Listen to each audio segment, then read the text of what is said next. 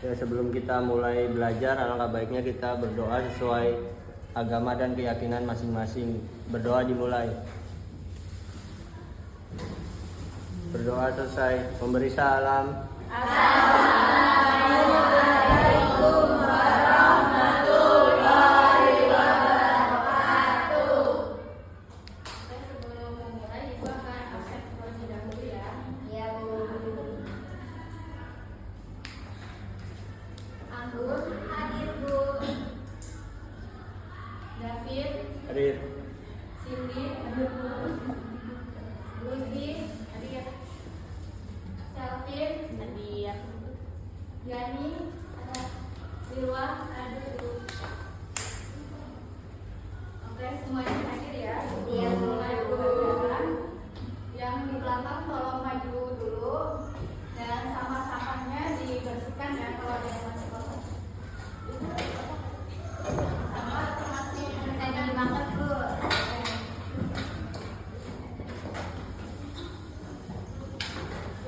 yang di pojok tolong maju terlebih dahulu.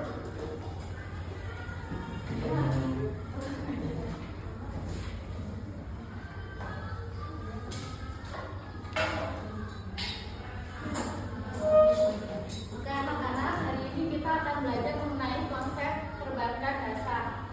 Sebelum itu, masih adakah yang ingat pembelajaran minggu lalu? Transaksi dulu. Ada yang ingat apa itu bukti transaksi? Apa istilah? Alat suatu bukti pembayaran, misalkan kayak QRIS, kayak QRIS, banking gitu. Oke, ada yang ingin menambahkan? Nota tersebut ya betul. Jadi bukti transaksi adalah dokumen yang dipertanggungjawabkan untuk sebuah transaksi yang sah ya. Hari ini kita belajar mengenai konsep perbankan dasar yang dimana tujuan pembelajarannya yaitu memahami pengertian dasar lembaga keuangan secara mandiri, yang kedua memahami 3 pilar utama fungsi bank, dan yang ketiga menganalisis jenis perbankan nasional. Apa itu lembaga perbankan? Ada yang tahu?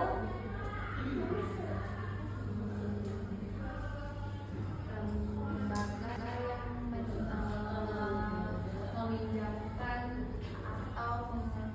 meminjamkan atau mengelola suatu transaksi keuangan. Ya, betul sekali. Kang Rizka. Ada yang menambahkan dari sebelah sini tadi Selvin? Saya, lembaga perbankan itu yaitu lembaga yang mengatur atau tempat kita menabung dan meminjam uang. Betul ya Selvin?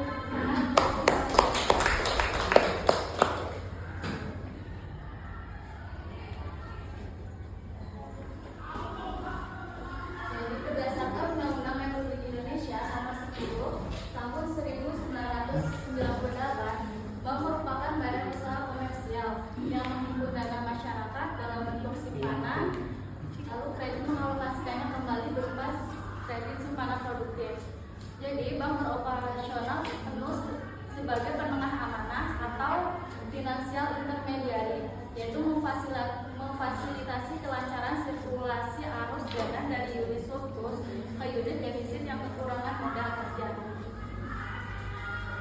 Selanjutnya yaitu fungsi utama perbankan. Ada berapa fungsi utama perbankan? Ya. Ada Lending, service. ya betul, ada juga ya. Yang pertama yaitu funding atau pembimbingan, yaitu menyerap dana menganggur masyarakat lewat portofolio tabungan harian, simpanan berjangka deposito maupun instrumen giro dagang. Yang kedua yaitu lending atau penyaluran, yaitu menyalurkan dana pinjaman kredit modal usaha bagi UMKM dari investasi korporasi hingga bantuan konsumsi rumah tangga. Yang ketiga yaitu service atau jasa layanan, menyediakan kemudahan lalu lintas transaksi melalui transfer online, clearing tagihan melalui banking, dan hingga kris.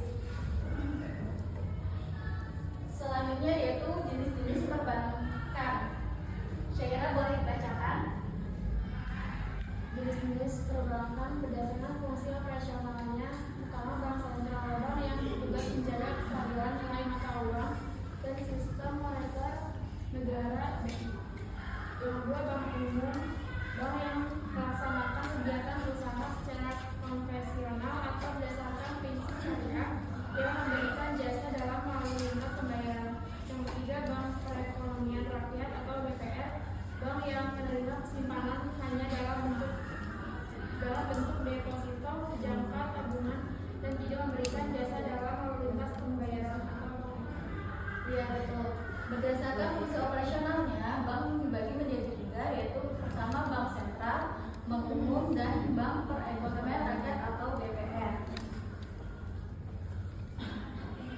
Selanjutnya, bank berdasarkan kepemilikannya dibagi menjadi 4. Yang pertama, bank milik negara. Yang kedua, bank swasta nasional. Yang ketiga, bank pembangunan daerah. Dan yang terakhir, bank campuran. Yang pertama, bank milik negara, yaitu bank yang modalnya dimiliki pemerintah atau kita sering sebut BUMN seperti BRI, BNI, dan Mandiri. Yang kedua, bank swasta nasional, bank yang modalnya dimiliki oleh pengusaha atau korporasi swasta asing Indonesia seperti BCA, Bank Danamon. Yang ketiga, bank pembangunan daerah atau BPD, bank yang modalnya dimiliki oleh pemerintah daerah, provinsi atau kabupaten dan kota seperti Bank DKI, Bank Jambi. Yang terakhir yaitu bank campuran, bank yang kepemilikannya dipegang oleh pihak asing atau kombinasi dengan nasional seperti Citibank. Oke, selanjutnya yaitu melatih fokus belajar. Terusnya angkat tangan dan sebut nama ya.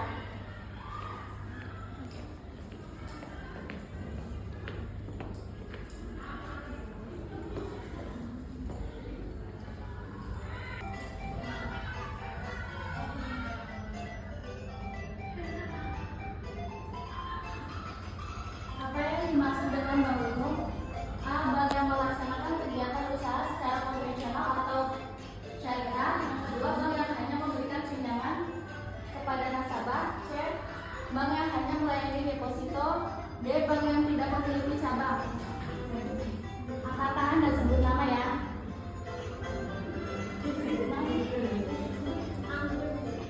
Anggun apa sih jawabannya?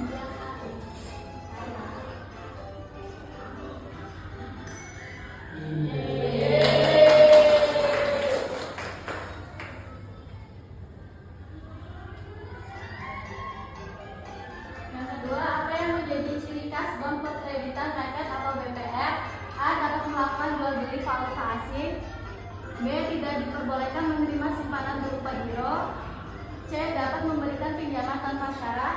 D. Memiliki cabang di luar negeri. Ayo. Apa ayo? A.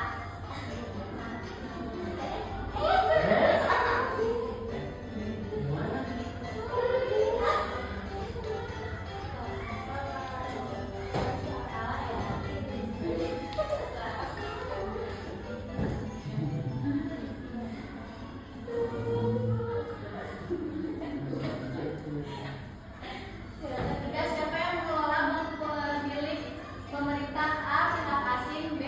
Koperasi. C. Perusahaan swasta nasional. D. BUMN dan BUMD. Siapa?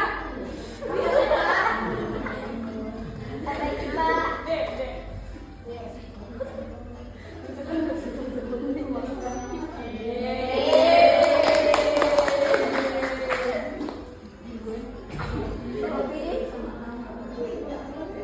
Bank syariah yaitu bank yang menjalankan kegiatan berdasarkan prinsip syariah Islam. Ayo.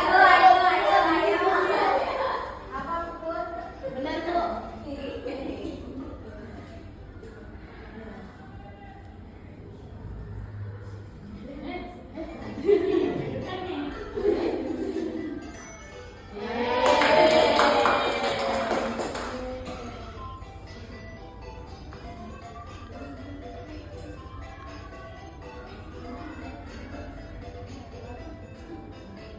Apakah menyimpan dana dari masyarakat merupakan tujuan dari kegiatan menghimpun dana oleh bank umum?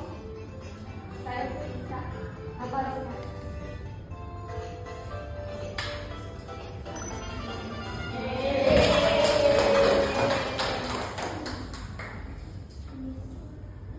Oke, ini ada sedikit ya yang sudah menjawab. Jadi siapa aja?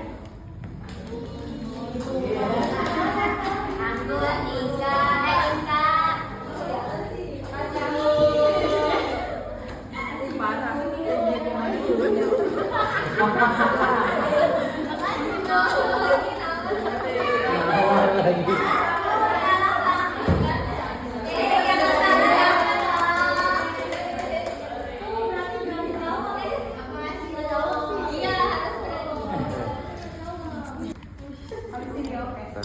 Oke, selanjutnya Ibu akan membagi kelompok terlebih dahulu. Yang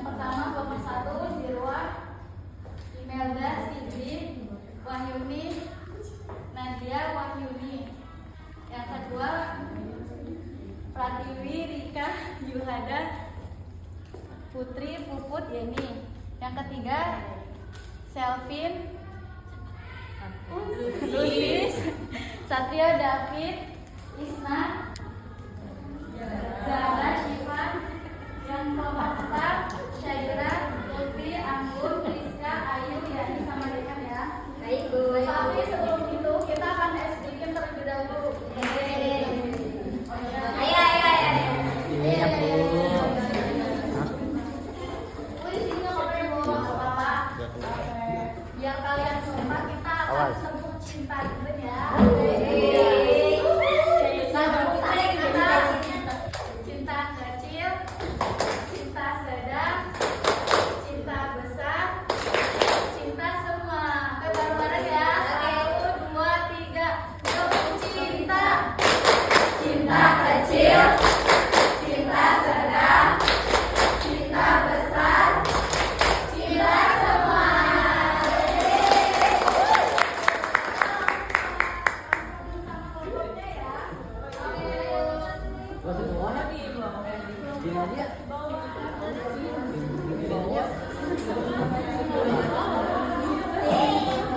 Di bawah. Udah pada mundur.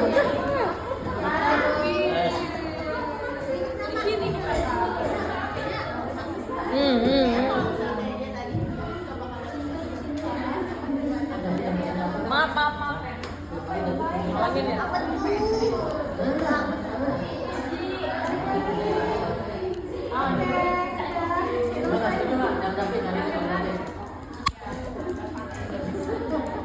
Tapi ini bisa didingin lagi kan? Itu si Penny tadi bisa didingin. Dari mana? Dari sini dingin.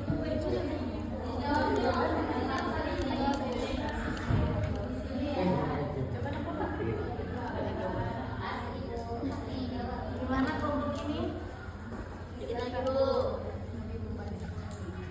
Kelompok ini ada kesulitan? Bu, ada. Apa banyak jadi kecap?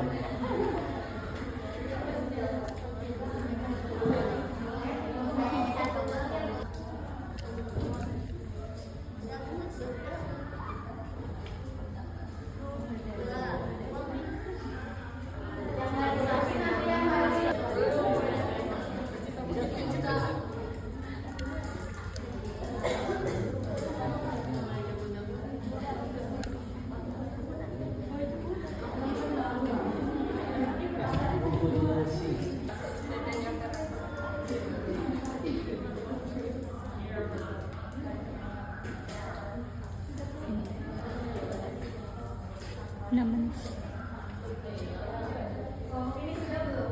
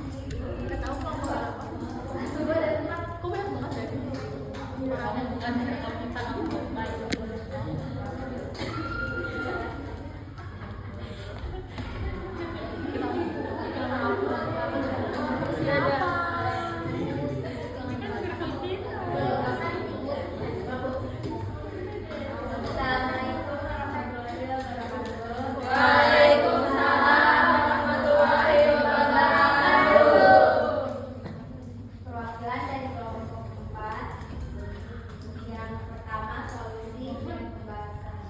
Aktivitas para siswa yang memanfaatkan aplikasi dompet digital untuk menyelesaikan transaksi pembayaran harian di kantin sekolah secara definitif masuk ke dalam pilar servis layanan jasa keuangan atau lalu lintas pembayaran.